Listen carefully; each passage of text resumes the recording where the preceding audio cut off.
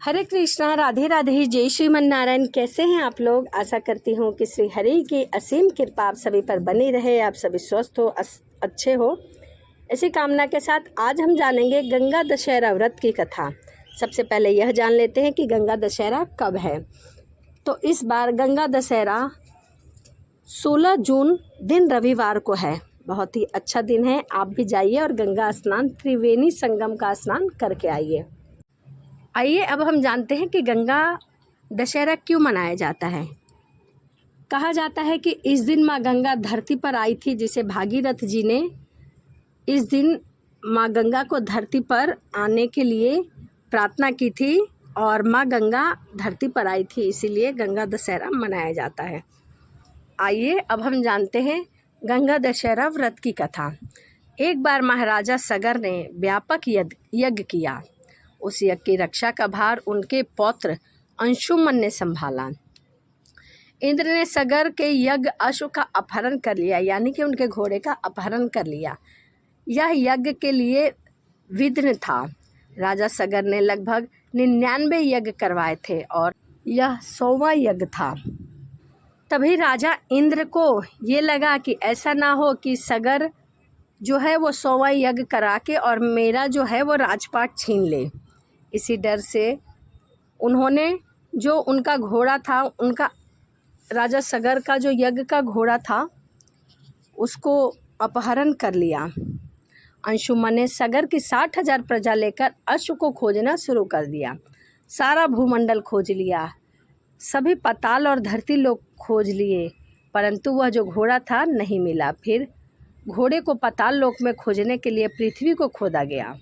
खुदाई पर उन्होंने देखा कि साक्षात भगवान महर्षि कपिल के रूप में तपस्या कर रहे हैं।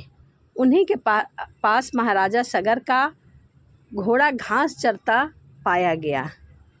प्रजा उन्हें देखकर चोर चोर चिल्लाने लगी, क्योंकि वह घोड़ा वहीं था और बहुत समय से उसे ढूंढा जा रहा था। महर्षि कपिल की समाधि टूट गई, क्योंकि वह न जाने कई वर्षों से समाधि में लीन थे। ज्यों ही महर्षि ने अपने अग्नि नेत्र खोले, त्यों ही सारी प्रजा आग में जलकर भस्म हो गई, क्योंकि वह एक बहुत पहुँचे हुए कपिल महर्षि थे। एक तरह से देखा जाए तो यह भगवान विष्णु के ही अवतार थे। इन मृत लोगों के उद्धार के लिए महाराजा दिलीप के पुत्र भागीरथ ने कठोर तपस्या की। कई हजार वर्षों तक तपस्या की।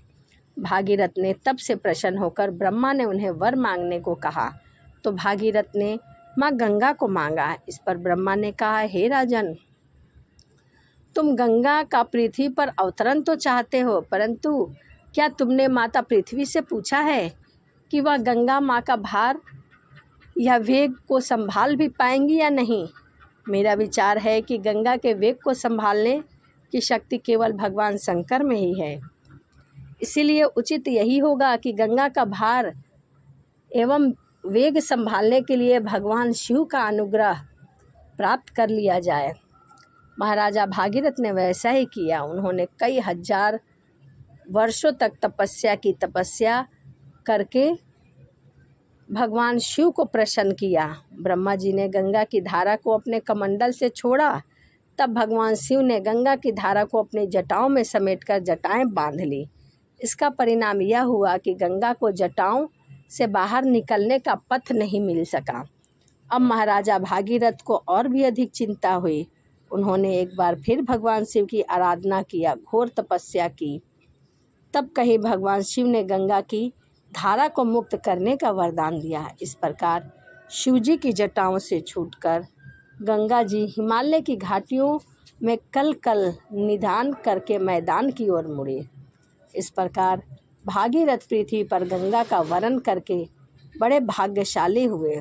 उन्होंने जनमानस को अपने पुण्य से उपयुक्त कर दिया और उनके जो पूर्वज थे वह माँ गंगा के जल से तृप्त हो गए।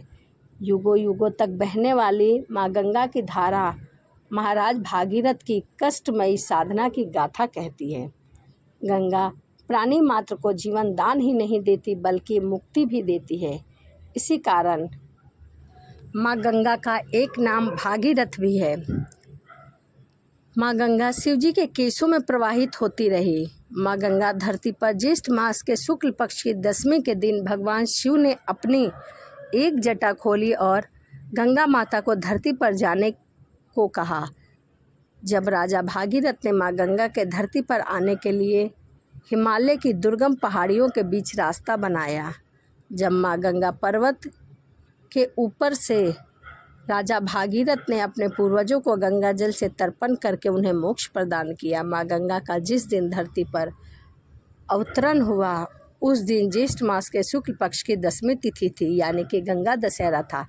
इसीलिए इस दिन माता गंगा की पूजा का विशेष प्रावधान है। इस दिन गंगा स्नान का विशेष महत्व है। कहते हैं कि गंगा दशहरा के दिन गंगा स्नान करके और दान पुण्य करने से कई गुना फल की प्राप्ति होती है। कितना भी पापी मनुष्य क्यों ना हो, यदि गंगा दशहरा के दिन त्रिवेणी संगम पे स्नान करता है तो उसे पुण्य फल की प्राप्ति मिलती है। इसीलिए गंगा दशहरा के दिन माँ गंगा में स्नान करने का, उनकी आरती करने का, उनका चालीसा करने का, उनकी पूजा करने का विशेष महत्व माना गया है। यदि आप किसी भी त्रिवेणी संगम में या फिर गंगा यमुना में स्नान नहीं कर सकते तो आप अपने घर के बाल्टी में ही 2 बूंद 4 बूंद गंगा जल डालकर और स्नान कर सकते हैं और ओम गंगाए नमः के नामों का 5 बार स्मरण करिए और इस प्रकार आप गंगा स्नान करके भी त्रिवेणी संगम का सुख प्राप्त कर सकते हैं। तो इस वीडियो में मैंने आपको बताया कि किस प्रकार से माँ गंगा धरती पर आए, गंगा दशहरा क्यों मनाया जाता है और कब है गंगा दशहरा। चलिए इसी के साथ वीडियो को समाप्त करते हैं और मिलते हैं अगली वीडियो में। वीडियो आपको अच्छी लगी हो तो चैनल को सब्सक्राइब और लाइक करना ना भूलें। तो चलिए मिलते हैं अगली वीडियो में। राधे राधे, जय श्रीमन नारायण, हर हर महादेव।